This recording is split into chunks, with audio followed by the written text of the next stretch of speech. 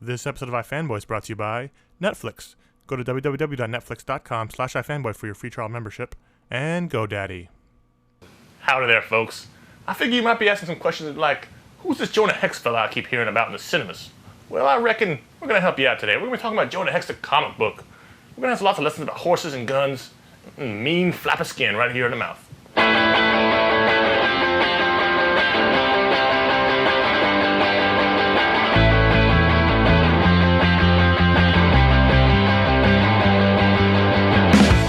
Welcome to another episode of iFanboy, the comic book discussion show from the website iFanboy.com. I'm Ron Richards, and as always, I'm here with Josh Flanagan. And I'm Connor Kilpatrick, and this week you may have seen the new film, Jonah Hex. Coming out in theaters. You may have seen billboards, perhaps a poster, or maybe you didn't see. Or maybe you've seen Megan Fox. Or maybe you've seen Megan Fox on the news. If they're smart, they should put her on more of the stuff. Yes, and less of the flap. Yeah. Flap. So we thought we'd tell you about Jonah Hex comic books because it is a film based on a comic book series from DC Comics, and well, not a lot of people read this book. We know that.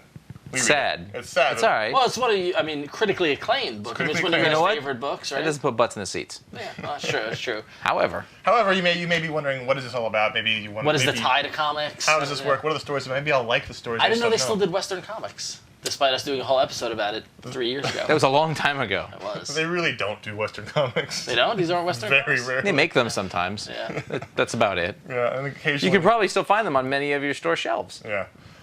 So Jonah Hex is a Western character. DC used to have a whole line of Western characters. There was a time period in comics where the audience was big enough to sustain many genres. That and Westerns were popular. Mm-hmm. Yeah. That is not a word. Well, they were popular. They were really popular in the 50s. Yeah. And then they kind of went away in the 60s, but then actually Jonah Hex wasn't a 50s character. No, Jonah Hex he came out in 1972, All-Star Western number 10, and the genre books pretty much went all the way up into the 80s for DC. So that was they had all those Western books. I remember as a kid, like El Diablo and the Scalp Hunter, things like that. Those are all around. And so he premiered in All-Star Western number 2. Of course, he was then number 10. He was taken out in Crisis on Infinite Earths after his book ran from 77 to 85, which is a long run. That's a long run, jeez. 92 issues of a Western book. You'd think that this book went for a long time, but we're not, the current Jonah Hex series. Probably about halfway there at this point. So there's ways to go. So he was wiped out in Crisis on Infinite Earths. They brought him back. He's had 3 or 4 series since then. He had for the past 20 years. For the past 20 years, they keep because he's a name. He's a name. Even as a kid, I didn't read the books as a kid, but I knew Jonah Hex was a character because his name is very distinctive, and he's got the skin flap. And they got weird with him though in like the 80s and 90s, right? You got Vertigo got their hands on him. Westerns died off, and so they made a future sci-fi Jonah Hex book where he was sent into the future. Oh, that was the one just called Hex, right? Yeah. Awesome. Yeah. And that's actually the one I remember as a kid because I'd see him in the ads. He'd have a ray gun and a skin flap, and that was. You think they could fix that? No. In the future. It's a very important nerve ending right here. I see. It's like the brainstem. Is it really? No. If that was true, you'd have one. So they sent him to the future for a while, and then they brought him back another series where it was a horror-themed book where he was fighting demons. That was the Vertigo one. That was like in the 90s. Book, yeah. And it's sort of like they didn't know what to do with this character. And then finally, in 2005, which is 5 long years ago, they brought back a straight-up, full-on Western series, no gimmicks, no silly ray guns. Jimmy Palmiotti and Justin Gray, the writing team responsible for many, many books, but this is definitely their longest running work, and I can't believe it's been 5 years of this. It's amazing. They're in the 50s at this point. I remember when it premiered, you and I thought, well, this will be fun for it was 6 like, months. it's pretty good for now. It'll be fine, but it's still around, which is pretty amazing. And I'm trying to figure out what the key to that success is, other than the fact that it's good consistently. There's not really a gimmick. Issues are one and done, so it's not like they're trying to pull you back every week. For the most part, there's a couple, but for the most part. The cynical side of me says the movie being in development probably helps keep it alive for a while. So it's almost done. So to back it up for people, who is Jonah Hex? Who is Jonah Hex? Jonah Hex is an ex-Confederate soldier bounty hunter in the Old West. So he still wears his Confederate uniform, although not out of Confederate pride, just to piss people off. He's a bastard, isn't he? He's a bastard. He's a bastard's bastard. He's not friendly. So he's a bounty hunter, and most of the stories of Justice are one and done. So he for the most part, he rides to a town to get somebody, and then leaves. Shit happens. And there's lots of gunplay, and then he could do some drinking or whoring. So we've referenced the skin flap. What's the deal with that? He was burned in the face. It's sketchy science because they're suggesting that there was some sort of melting going on. I think. But that is not how human flesh works. And it wouldn't actually move over here. No, it would not. It's, It's scary looking. He's disfigured, though. He's disfigured. Yes. In the book, I think they said that he was tortured. He was tortured by the Apache. Well, he was tortured once by the Apache, and then again by was it by Turnbull or somebody else? For being part of the Apache. Yeah, so he was twice burned in his face. He was the white guy with the Apache, and they were like, if you want to be tough, here, take this. Right. So he's a badass, angry, not misogynistic, but misanthropic bounty hunter. He doesn't like anybody equally. Yeah. He hates everyone equally. And it's the funniest thing about the character and the stories is, we love the characters in the stories, but he's so unlikable in a likable way. Yeah, he's sort of, I don't want to say charming. I don't know if that's the term, but one of the things is as you read this, there's not really, I can't figure out why I keep coming back to it, other than it's really well done, and I think that they keep finding new ways to do stories with this character. It's a rich time in American history if you think about when the book takes place, which seems to be 1800s, 1880s. Yeah, post-Civil War. Post-Civil War, he's sort of going around and the Wild West, collecting a ton of bounties and whoring a little bit, drinking, these kind of things. But that's about all there is to it. It's just kind of interesting, and because one of the things I've always said about it is that they do this thing in the book where you think Hex is going to do the right thing. Is he going to do the right thing this time? And every time you're like, well, maybe this will be when and he doesn't. You're looking for redemption. You kind of are. I think you're looking for it. Would you say he's the main title of the book, but he's not a hero? or does he? He's an anti-hero. He's a protagonist. Yeah. He's a protagonist of the story. He's not necessarily a good guy. Yeah. But at the same time, he tends to fight worse guys. Yes. And the people that he fights are very bad. And help out people in need, even if he doesn't really want to, or he gets something. He gets either money or something out of it. He does it indirectly. Yeah, so he ends up being a good guy by proxy of fighting worse guys. But you would never really call him a hero in the traditional sense. Now, you guys are big Western fans in general genres. You like Western movies and stuff like that. How does the Palmiotti Gray Run, does it stack up to the Western genre? I mean, does it feel like the good Western book? It's fairly pure in that sense. It just... There's except that there's not like a white hat, black hat distinction, but he's wearing there'll be townspeople, there'll be townspeople under siege or somebody from stronger foes, and Hex will show up, and Hex is almost the chaos element at times. He'll go, and he just kind of kills everybody. You're never worried about Hex. Right. You're never like, is Hex going to make it out of this one? Although they do a good job of putting him in a situation where you don't know how he's going to get out of it. Yeah. Where you can't figure it out. You're like, Jesus. I think this one of the things about that Palmiotti and Gray have done is there's a good deal of inventiveness it'll be in the 60s. 5 years of stories of one-shot stories. And there's a lot of them. Yeah. And they're all over the map. I mean, in the sense that they're all realistic. I don't think they've gone supernatural in any... They did a little bit with El Diablo because he's a character who was... Yeah, but that's almost just to use that character. They had to do that. But other than that, there's never been... It's very light. They didn't really dwell on it. He's a character with supernatural origins, and he's in there. Because there was that arc where they brought in all those guys. They brought in Matt Lash. One of the things is that when this was picked for Pick of the Week, a few times it's been... Four times, I think, 5 times. And people say, well, where can I start? And this is a very important... Just buy an issue. Yeah. So start anywhere? Yep, you can totally start anywhere. You can pretty much, I think you can buy any trade. Yep. They're not in order. No, they're not even numbered because... There's little things, but... I was thinking about it. There's actually a very slight arcs, but they take place over years. Yeah. Like the Tallulah Black had an arc. Mm-hmm. Who's Tallulah Black? Tallulah Black was a woman. He didn't rescue her so much as he showed up in her bad situation. Mm-hmm. And so she started off as just this normal woman. She got cut all to hell and ended up becoming a bounty hunter herself. She became basically the female Jonah Hex. And that went over the course of years until the point of her story ending in issue 50. Well, that great Darwin Cook did the art. I did read that one. So that was an arc, but it was not an arc because it was so she'd pop up along the way. Yeah. But in that popping up, she would tell a complete story. Mm-hmm. So there've been slight, but you don't need to have read everything. I did the Pick of the Week, and it was like in old New York, and there was a kid, and Hex showed up, and the kid's father got killed, and so that kid was sort of left there. Killed by a sheriff. Yeah. A bad sheriff. And so he becomes the Starman. and goes around and like later, like 30 issues later, shows up. Having killed a lot of sheriffs. Yes, because his vest is covered in badges. Yes. So that's sort of a recurring theme, That's but about as much as you're going to get. But you don't need it, though. They're just like callbacks, but they probably wrote the story in a way that... Absolutely. Everyone. They're all Exactly, written which is independently. amazing. And we mentioned Darwin Cook. The great thing about Jonah Hex is, or this series now, is they've had a fantastic lineup of artists. Yep. And a lot of them are guys you don't normally see on books. Mm-hmm. Yeah. We mentioned Darwin Cook. Darwin Cook's done 2 issues. He did a Canadian-themed issue where Jonah Hex went to Canada, which is appropriate. And then he did issue 50, which was just a tour de force issue of just this long, double-sized epic. But guys like Luke Ross, who does Captain America now, he started off on the book. And he was sort of the official artist for, because he did, a bunch in a row. And Till Jordi Bernay came totally on. different style than he does in Captain America. Completely different style. Jordi Bernay he pops up on a regular basis. No, there's no regular artist in Jonah Hex, and he pops up on a regular basis. But Jordi Bernay is just fantastic. Yeah, the Jordi Bernay stuff I've seen, and that's just beautiful. Phil Noto did a bunch of issues at one point. We had Dick Giordano's last issue. And, he did an issue.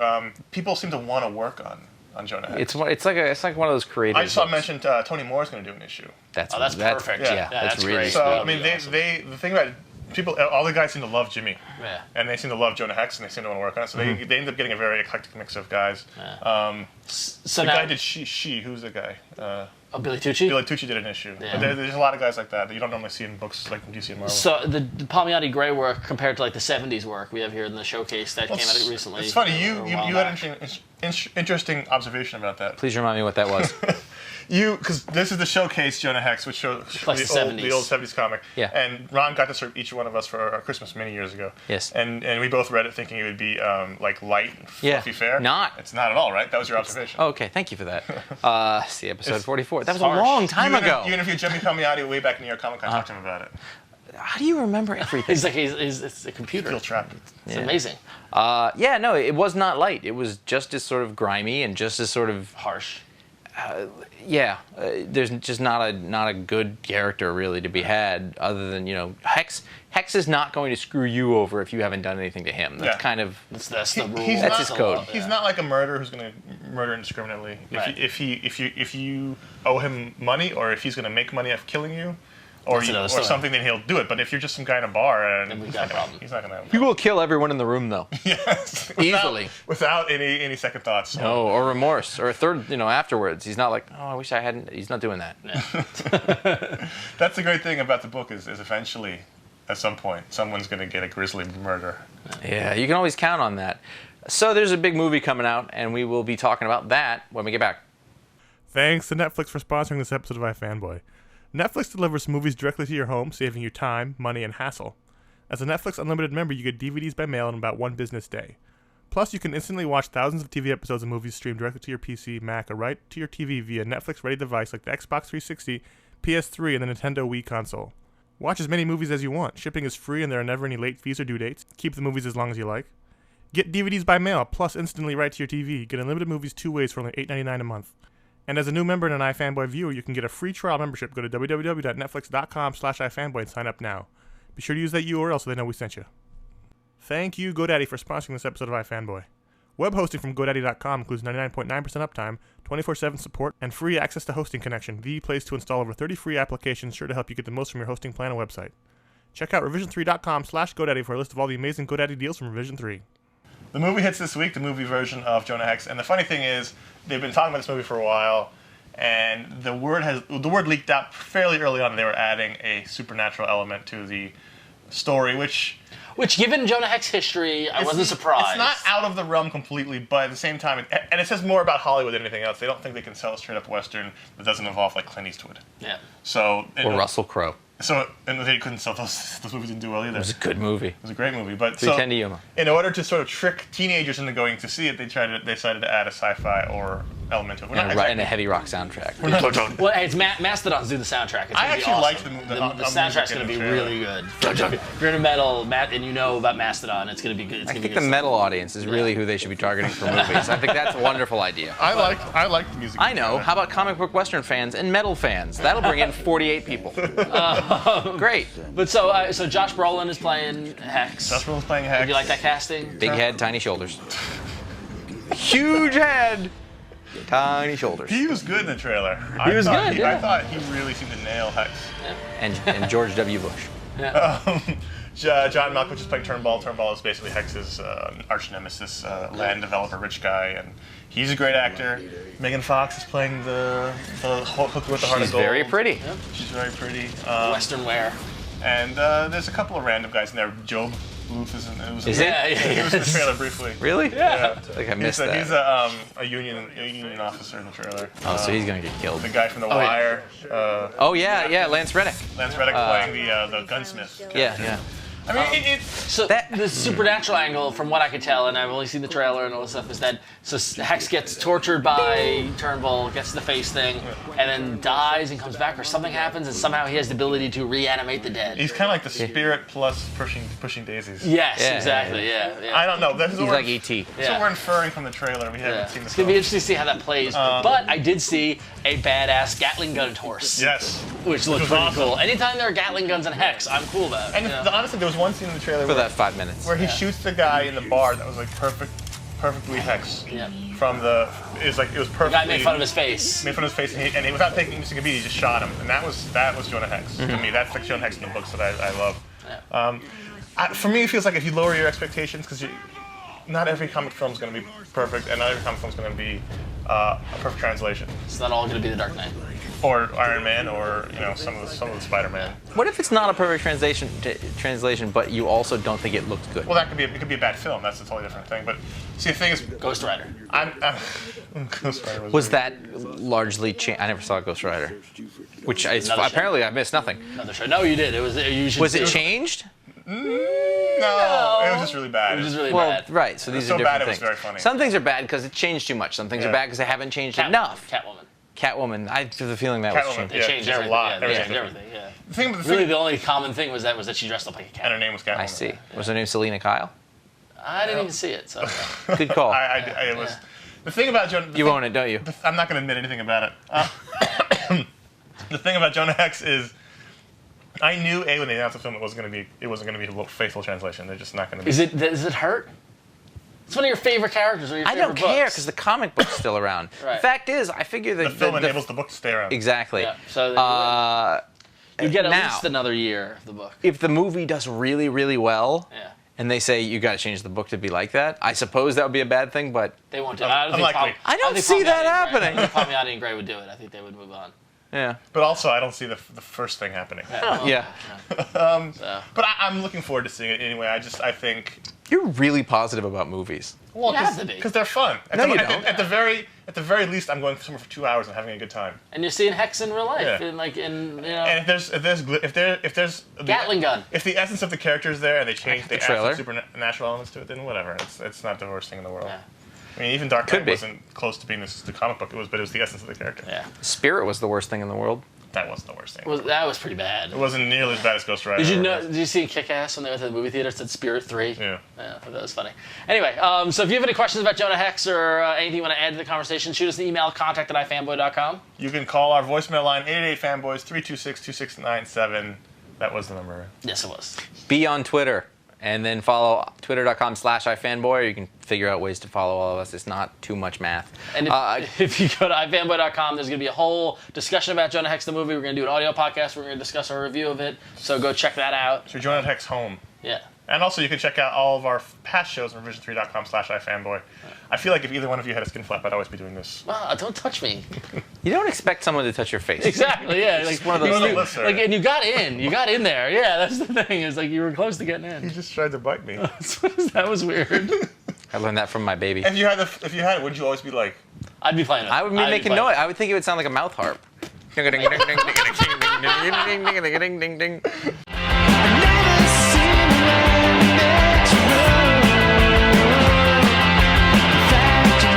Good concern it.